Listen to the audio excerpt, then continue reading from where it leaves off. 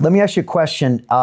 Everyone's been talking about the chokehold and banning the chokehold. And Jocko Willink was on the Joe Rogan episode a week ago, and he said if you ban the chokehold, then the officer is left with a striking as their method of trying to subdue the suspect, which means more danger. How do you feel about this topic? So and I what's agree the with a solution? lot of what he said.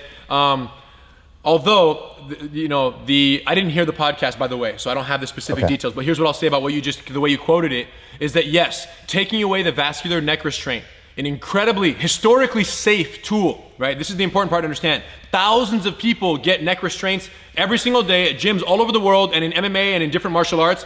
And I can't even think of a death that has happened in practice where it's used safely by people who know what it is and know when to let go when it's being applied.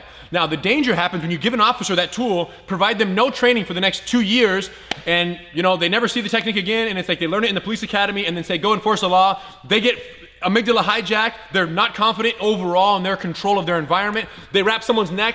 They're devastated in the situation. Maybe the eye socket is broken and now they're squeezing. Someone passes out after 6 seconds, which is all it takes, and they keep squeezing for another 17, 20, 50 seconds because they're scared.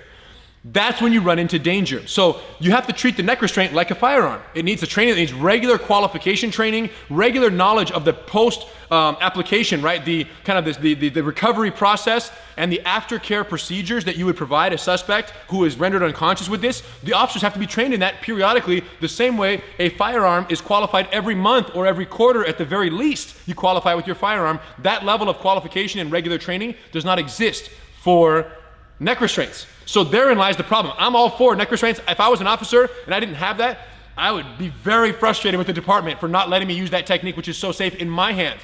But if they say, Rener, you're amazing, but we're banning it because all the officers don't have your training and it's a liability, and if one more person dies from a neck restraint, it's not good for society, it's not good for the person, it's not good for the department. Everybody loses when that accident happens. So in that sense, I go, well, I understand the need to ban that technique. Now, what I do say is that if you take away neck restraints, punching someone in the face isn't the only option.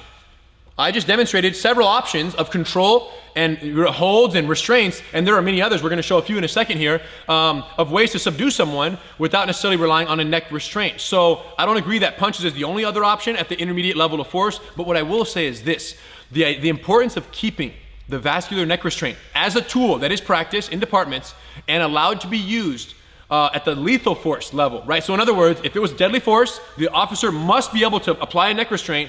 If his gun's on the floor and the suspect's going for the gun and the officer's behind him, they must allow the officer to use that technique, because here's why.